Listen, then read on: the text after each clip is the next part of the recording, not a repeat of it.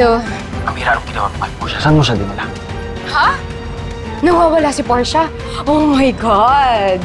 Bakit ka pa walang alam eh. Sagutin mo yung tanong ko, nasaan yung kapatid ko?